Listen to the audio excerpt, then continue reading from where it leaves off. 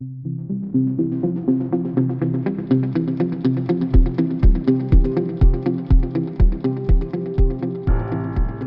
to the Bismarck Cancer Center podcast. I'm your host, Dana Hager, Education Outreach Services Coordinator at the Bismarck Cancer Center. In this podcast, we'll share stories of hope, health, and healing, and learn about the people and technology behind the scenes at the Bismarck Cancer Center. Today's guest is Kari Assell, radiation therapist at the Bismarck Cancer Center. Kari has been with the Cancer Center for quite a while, and we are so happy to have you here to talk a little bit about the Cancer Center today. Thanks, Dana.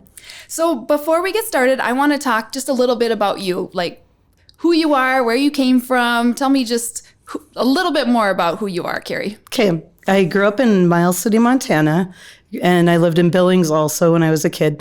And I moved to Bismarck for college at the University of Mary.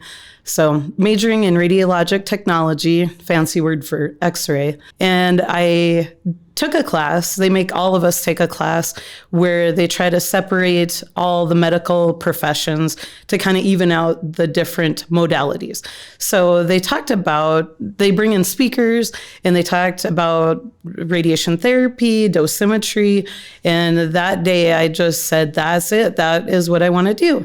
Because X-ray, you kind of put people in painful situations and then they go away and you never see them again. Where with cancer treatments, you may see them for weeks on end.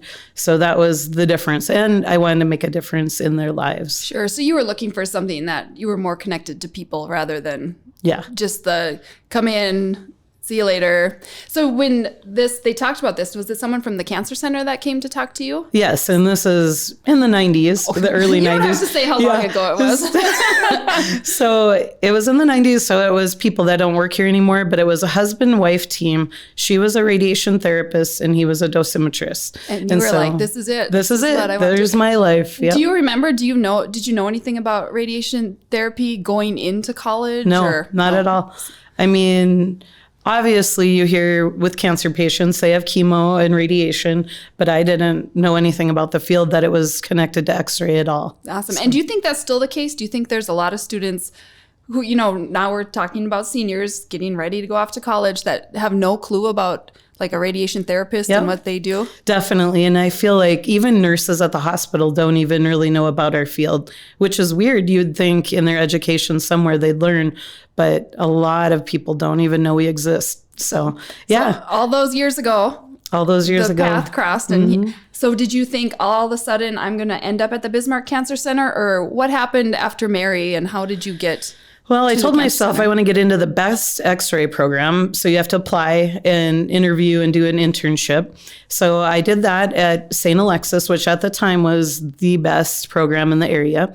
And then I wanted to go to the Mayo Clinic, which was also the best program. So I applied to 2 different programs and got accepted to both. So I wanted to go to Mayo and I went there, and the rest is history. Yeah, you're pretty driven. You must be very driven if I want the best and you're following through. So you went to Mayo, and then is the Bismarck Cancer Center the only place you've ever worked? No, I worked, my first place when I graduated, I was engaged to a guy, and so I lived in Minot for a while. And then I went to Grand Forks for about 3 years, worked at Altru, and then I ended up back in Minot for about a year at Trinity. And then my career took a different turn. I did ultrasound and CT at St. Alexis just to get back to Bismarck because there were no therapy jobs at the time. So then I got a part-time job at the Bismarck Cancer Center first and stayed at St. Alexis, and then got on full-time June of 2003. Okay, so I was going to ask you, it's been a while. I don't want to say how many years that's been, but that's been almost quite a 19. while. And so you've been every day coming to the Bismarck Cancer Center since 2003. What is a typical day like for you? Well, we have currently 3 treatment machines. We're almost ready to use all 3 of them. So there'll be a person that comes in before the patients start, about an hour early, and we warm up all the energies. We also do quality assurance on all the treatment energies to make sure when we say we're giving this much, that it really is that much radiation. We check the laser systems, all the imaging systems. So there's quite an extensive quality assurance program that goes in before we even can start patients. And you're saying warming up these machines, these are big multi-million-dollar machines, and they're mega voltage is what we treat with. We can image with kilovoltage like an X-ray department or a typical CT department, but we use kilovolts and megavolts in our practice. And radiation therapists have to be a little nerdy, right? Yeah, a little bit. As you're sitting here, all these numbers and stuff, I'm like, oh yeah, this is getting over my head now. Yeah. But there has to be a really kind of techie math side to what you do too? Math and physics, a lot of physics throughout our training. So, yeah. So if you like people, because you get to deal with people every day, and you like kind of the nerdy side of things, I feel like it's the perfect marriage of patient care or compassion and the nerdy, techie science side of us. So what do you like the best? The patient side of things, definitely. Getting to know the people, sharing in their journey, being a cheerleader, shoulder to cry on, a smiling face. So I've met thousands of cancer patients, and yeah, it's what we do best. Good. And you keep coming back every day. Yes. Every day. Well, your job at the Cancer Center is so important, and you probably know that more than anything now. I know life has kind of taken a turn for you as of recently. And I think it's okay. We can talk about this a little bit. You actually heard from a doctor say that you have cancer. Yes. And how long ago was that? So that was December of 2020. I had a routine mammogram. So my mammogram was due like in March of 2020, but our world shut down, as we all know. And so they said, no routine exams. I mean, if you weren't like breaking a leg or something, you shouldn't even come in. So I pushed off my mammogram, actually forgot about it, to be honest. And then I thought, well, I need a routine like physical as well. And so I thought, well, I better schedule one before the end of the year. So this is like December 30th of last year, had a routine mammogram. And I met with my GYN doctor the same day as I got a call saying, you need to come in and have more imaging done. So more mammograms, which they're spot view, kind of magnification views, and then ultrasound. And so I came in for those early January, and then they did the ultrasound, which the ultrasound tech does a scan, and then the doctor, radiologist, does a scan too. And she was scanning, and she was like, okay. And all of a sudden they start opening packages in the room. And I'm thinking, well, what is this? And here they were going to do a biopsy right then and there. So you knew something. Yeah, I was like, because they started talking about risks of a biopsy. And I thought, why now? Like, send me away and give me a report and I'll come back. But no, right then and there, they did a biopsy. So what are you feeling at this time? You have been involved in cancer diagnosis for years and years and years.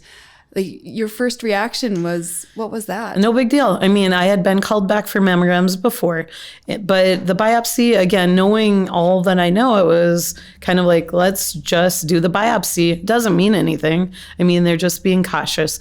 Nowadays, with the extreme excellent imaging, we definitely detect things very early on. 3D mammos, ultrasound, all the modalities really can detect cancer early. So me being like pretty strong in the field, I was kind of like, well, let's just do it. The worst case, it's cancer and we fight it. Best case, it's nothing. So she's just being cautious. So we did the biopsy. I went away, and I got a call. Well, I got many calls. Yep. And about, a few days later, a few calls, and I was at work. So I called them back on my break. And of course, they don't answer.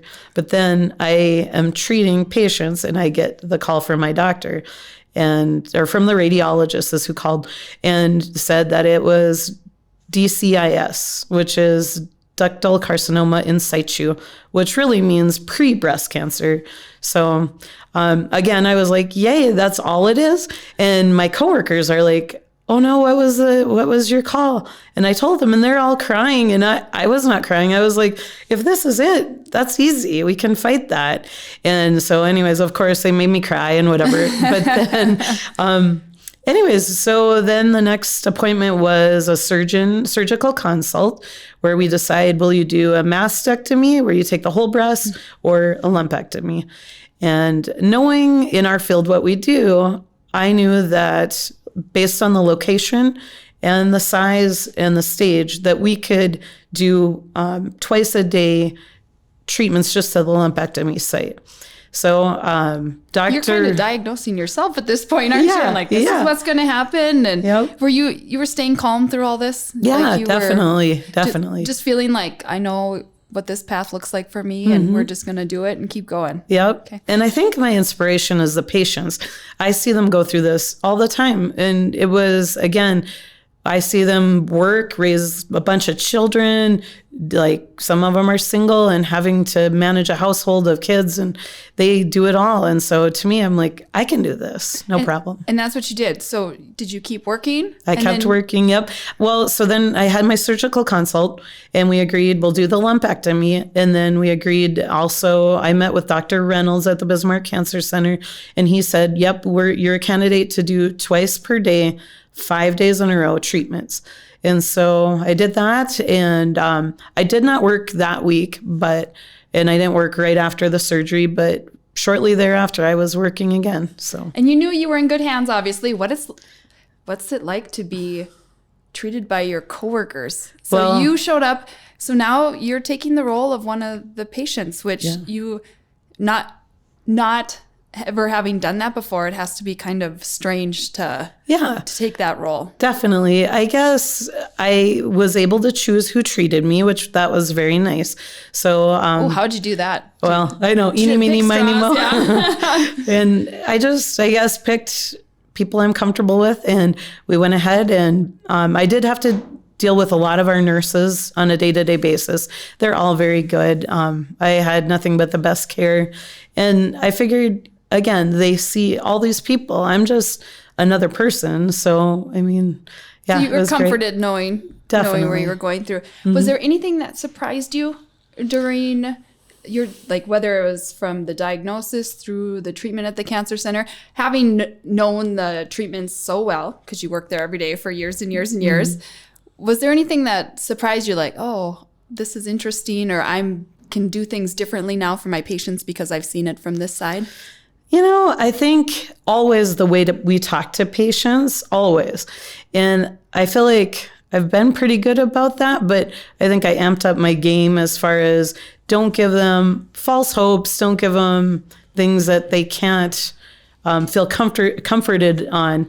I mean, one of the imaging studies I did, when I left there, I was told, I hope the results are what you want them to be.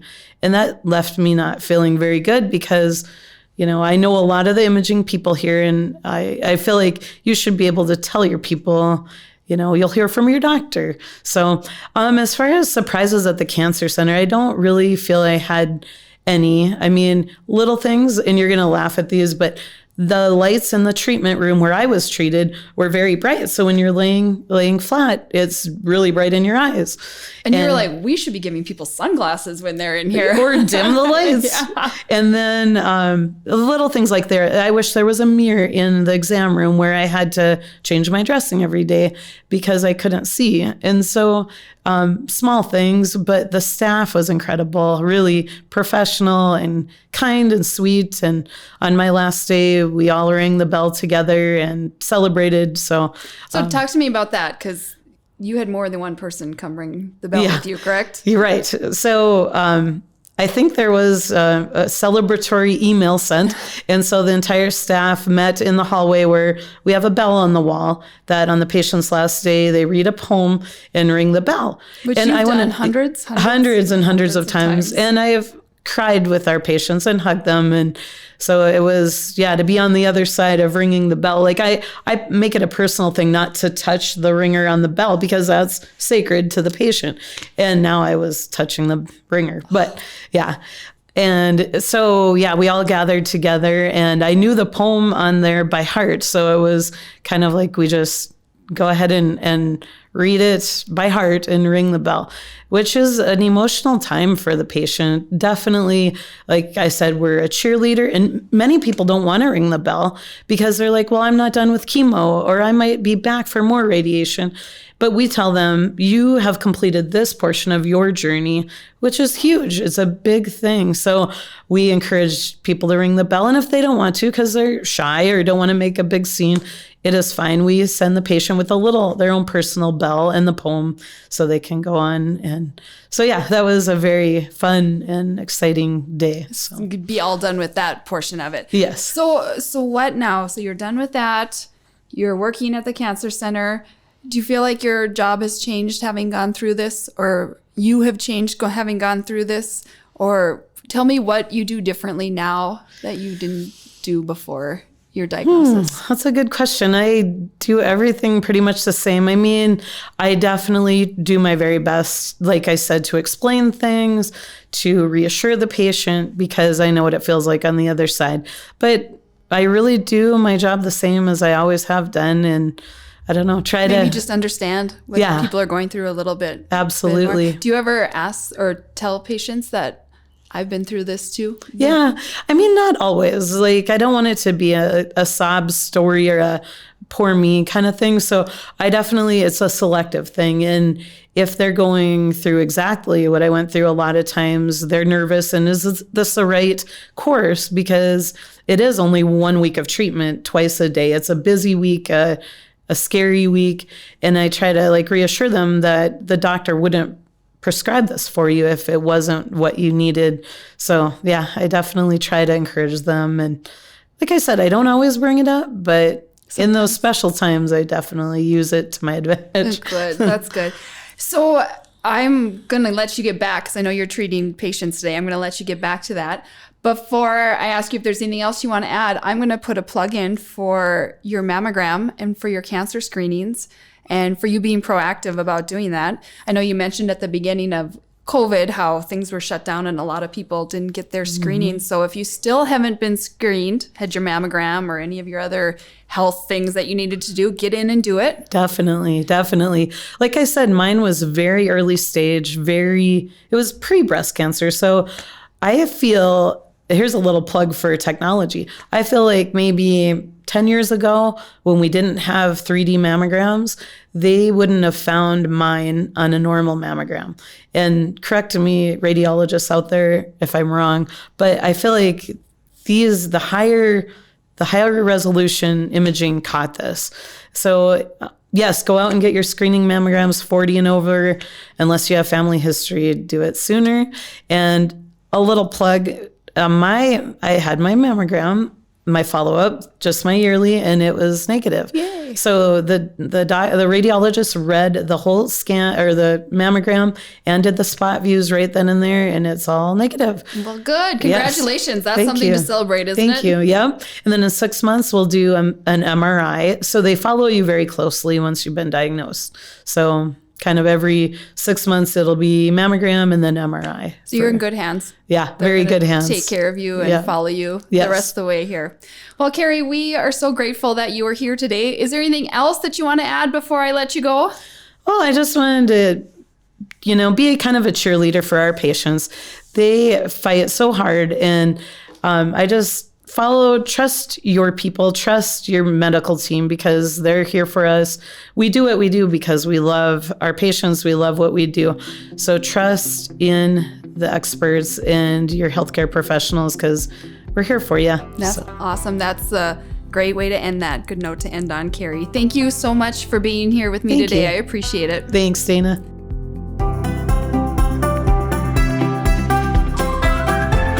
Thank you for listening to the Bismarck Cancer Center podcast. Subscribe to hear new episodes anywhere podcasts are found, and connect with us on Facebook, Twitter, or bismarckcancercenter.com. We'll talk again next time on the Bismarck Cancer Center podcast.